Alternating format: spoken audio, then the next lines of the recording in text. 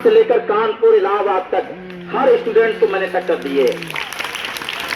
और इसमें ये भी बताना चाहता हूँ, इसमें कुछ भी खास नहीं है। एक बिलो एवरेज स्टूडेंट सिर्फ निरंतरता से अभ्यास करके बहुत ऊंचाइयों तक पहुंच सकता है।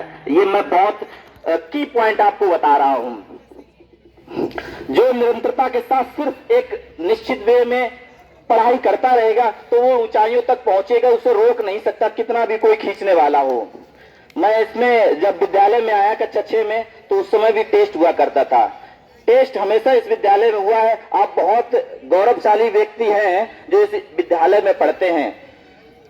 कक्षा 6 में जब एडमिशन में आया तब ओरली एडमिशन हुआ करता था। सिफारिश तब भी चलती थी, आज भी चलती है। उस समय जब एडमिशन के लिए आया तो हाथ पैर फूल रहे थे क्योंकि टेस्ट तो होगा। हमारे पिताजी भी इसी स्कूल से पढ़े हैं तो लेके आए। तो उस समय आदरणीय रामरतन तिवारी जी थे, अब शायद हमें नहीं पता है कहाँ है। तिवारी जी थे तो उन्होंने इंग्लिश में टेस्ट लिया था कक्षा 6 में। वो कुछ खास था कि जब छोटा था तो रट्टू तोता थोड़ा ज्यादा था, तो हाजिर जवाब था, सारे प्रश्नों के उत्तर दिए, कोई लॉजिकल प्रश्न नहीं पूछे गए थे। एडमिशन हो गया। उसके बाद हमारे जो क्लास टीचर थे आदरणीय हितेंद्र कुमार अग्निहोत्री जी, मैं उनका बहुत सम्मान करता हूं। उन्होंने बहुत हमें कोऑपरेट किया। मैं पहली साल कक्षा 6 में ही टॉप किया था और बड़े भावुक क्षण थे उस समय। अब मैं उन भावुक क्षणों को याद करके आप लोगों को साथ ही साझा नहीं करना चाहता हूं। उस समय स्थितियां आप हमें लगता है कि आप बच्चों से जो गांव परिवेश से आते हैं वही परिवेश से मैं आया था और यहाँ मैंने प्राइज लिया था। मैं शायद प्रिंसिपल साहब का नाम भूल रहा हूँ। उसके बाद मैं आप लोगों जैसे मैच खूब खेलने लगा। मैच देखा, खेला, यहाँ बाजार में घूमा खूब। पढ़ने का रूटीन बिगड़ गया। लेकिन वो एक टीचर ही है यहाँ पर जिन्होंने मुझे इतना मोटिवेट किया कि बताया कि मैं यहाँ पे 4-5 बजे तक इसी स्कूल में घूमता रहता था। और हमारा एक परम मित्र है जो साथ में ही हमारे टीचर हुए हैं, मिस्टर सुखराज सिंह यादव, वो भी साथ में घूमते रहते थे और 5 बजे 6 बजे जाते थे घर पे। इतनी ललक हो गई थी पढ़ने की। और आपको ताज्जुब होगा, राय साहब यहाँ से चले गए हैं। एक बार उन्होंने चैलेंज दिया था एक माँ साहब को कि ये हिस्ट्री की बुक रखी, इसमें से कहीं से भी पूछ लियो, मैं दावा करता हूं अगर ये प्रश्न का उत्तर 2 लोग नहीं दे पाते हैं तो मैं आपके लिए कुछ भी गिफ्ट कर दूंगा। इतना उन्हें कॉन्फिडेंस था कि ये लोग इतनी मेहनत से पढ़ते हैं। और वो बच्चा पढ़ता है जो बिलो एवरेज था। ये भी बता दे रहा हूं, मैं कतई ब्रिलियंट स्टूडेंट नहीं था, बिलो एवरेज स्टूडेंट था और मेहनत से ही ये मुकाम हासिल कर पाया। मैं बीएड करने के लिए बीएसएससी कॉलेज कानपुर गया तो एक ब्रिलियंट स्टूडेंट वहां मिलता सब इलाहाबादी। सबकी रैंक, किसी की रैंक 1000 थी, किसी की 500 थी, मेरी भी 400वीं रैंक थी। तो वहां पर लगा कि मैं भी एक अच्छे विद्यालय में आया हूं। वहां पे भी सम्मान आपका कब होता है? जब आपके पास ज्ञान में कुछ होता है। मैं दिखने में बहुत सुंदर नहीं हूं तो दिखने से ज्यादा फर्क नहीं पड़ता है, ये बात ध्यान रखिएगा। 90 स्टूडेंट का जो बैच था और मैं हॉस्टल में रहता था, मैंने टॉप किया एसडी कॉलेज जो अपना बीएड इंस्टीट्यूशन था उसमें टॉप किया। और प्रत्येक professor by face by name जानते थे उन्हें। हर एक्टिविटी में आपको भाग लेना है।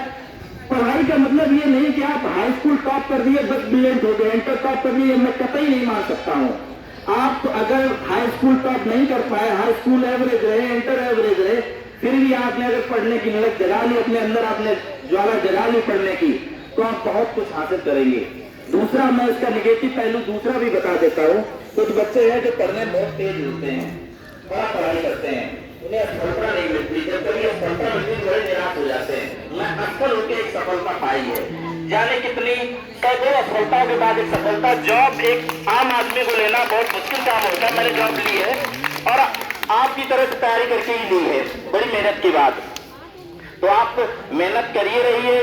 यहाँ पे गुरुजन जिस तरह से पढ़ाते हैं, आपको एक चीज और बता दे रहे हैं, आप पढ़िए, उसके साथ आपकी जिज्ञासाएं बढ़ाते रहिए। क्यूरियोसिटी बहुत अधिक जरूरी है। अगर आप अपने अध्यापक महोदय से बार बार अपनी जिज्ञासाओं के प्रश्न हल कराने नहीं जाते तो आप सिर्फ एक रट्टू तोता बनकर रह जाएंगे। आप अपनी जिज्ञासा लेके जाइए अपने गुरुजन से और वो आपकी जिज्ञासाओं का समाधान करें। कुछ समाधान हो गए ऐसी भी हो सकते हैं कि आपकी जिज्ञासाएं बड़े लेवल की हो, सर जी भी ना बताए, हम नहीं बताओ, ये स्वीकार करते हैं। और मैं अपना बच्चा बना रहना ज्यादा, स्टूडेंट बना ज्यादा रहना चाहता हूँ, गुरु नहीं बनना चाहता हूँ। क्योंकि आप विद्यार्थी रहेंगे तो पढ़ते रहेंगे।